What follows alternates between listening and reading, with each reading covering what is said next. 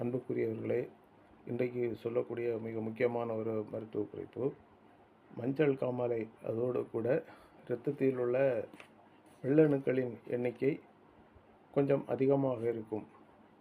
அது எப்படி என்று நாம் சொல்ல வேண்டுமானால், இப்போ நாம் மஞ்சள் காமாலை டெஸ்ட் எடுக்கும்போது சீரம் பிலிரூபினுடைய அளவு 1 நார்மலாக பொதுவாக எல்லாருக்கும் இருக்கின்ற அளவு நார்மலாக இருக்க வேண்டும். அதை அதிகமாக 1.2, 3, 4, 5, 7 இப்படி 2 வரைக்கும் எல்லாம் போகும். இப்படி இருந்ததுன்னா அவங்களுக்கு மஞ்சள் காமாலை. இது சிலருக்கு ரொம்ப அதிகமான பாதிப்புகளை உருவாக்கும். அதிலே நாம் பார்க்கின்றபடி சிலருக்கு சிவப்பணுக்கள் அதிகமாக இருக்கும். அதை பற்றி ஏற்கனவே ஒன்று போட்டுள்ளேன்.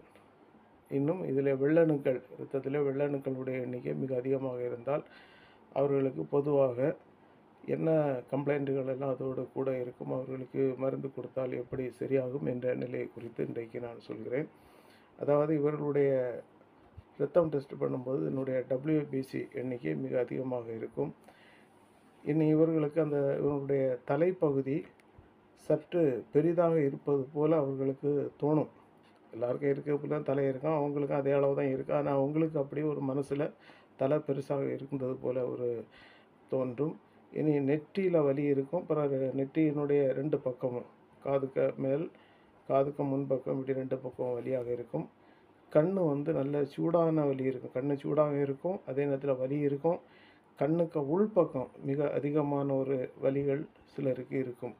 குளிர்ந்த காற்றை சுவாசித்தால் இவர்களுக்கு சிலருக்கு என்ன செய்யணும்னா அந்த வலி கூடும்.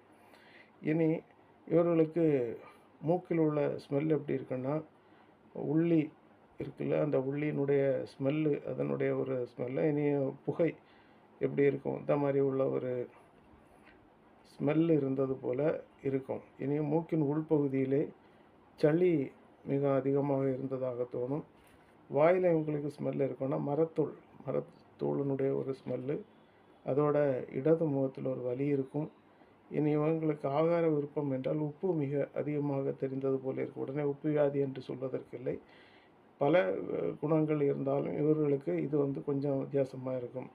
இனி இருமல்னு சொல்லிட்டு ஒன்று அவங்களுக்கு உண்டு. அந்த இருமல் எப்படி இருக்குன்னா, தொடர்ச்சியான ஒரு வறட்டு இருமல் மிக அதிக அளவில் இவர்களுக்கு காணப்படும்.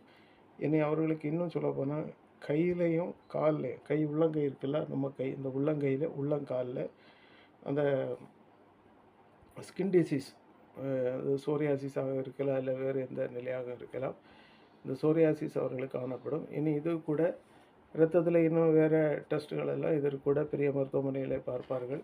இன்னும் இதற்காக ஜாண்டிஸ்க்காக நீங்கள் ட்ரீட்மெண்ட் எடுத்தும் எந்த விதமான ஒரு முன்னேற்றமும் தெரியாமல் அந்த ஜாண்டிஸ் அளவு இரத்தத்தில் இருந்து கொண்டே இருந்தால் நீங்கள் என்னுடைய ட்ரீட்மெண்ட் நீங்கள் கொடுத்தால் அவர்களுக்கு ஒரு சிறிய மாற்றத்தை நீங்கள் பெற்றுக்கொள்ள முடியும்.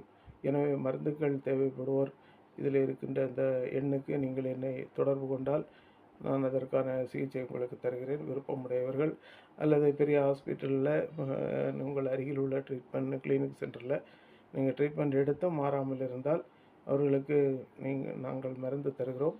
தேவைப்பட்டால் இதை பயன்படுத்தும்படி மிக அன்போடு கேட்டுக்கொள்வது. என்னுடைய பெயர் டாக்டர் டேவிட். நான் கன்னியாகுமரி மாவட்டத்திலே அஞ்சிகிராமம் பகுதியில் இருக்கிறேன். நீங்கள் தேவைப்பட்டால் என்னை இந்த 790 46 91 671 இந்த எண்ணுக்கு என்னை தொடர்பு கொண்டு முதலாக நேரிலே வந்து, அல்லது நோயாளி வர முடிந்தால் வரலாம், அல்லது யாராவது அவர்களை சார்ந்தவர்கள் வந்த மருந்து வாங்கி கொடுக்கலாம். எனவே இப்படிப்பட்ட பாதிப்புடையவர்கள் நண்பர்களுக்கோ உறவினர்களுக்கோ அறிமுகமானவர்களுக்கோ இப்படி இருந்திருந்தால் இதை அவர்களுக்கு தெரியப்படுத்தும்படி மிக அன்போடு கேட்டுக்கொள்கிறேன். நீங்கள் ஒரு முறை நீங்கள் வந்து மருந்து வாங்கி சென்றால் ஒரு 10 நாளுக்காக மருந்து தந்து விடுகிறோம். பின்பு உங்களுக்கு தேவைப்பட்டால் இதே மருந்துகளை கொரியரில் நீங்கள் பெற்றுக்கொள்ளலாம். எனவே இதை முடிந்தால் தேவைப்படுபவர்கள் பயன்படுத்தும்படி மிக அன்போடு கேட்டுக்கொள்கிறேன். நன்றி.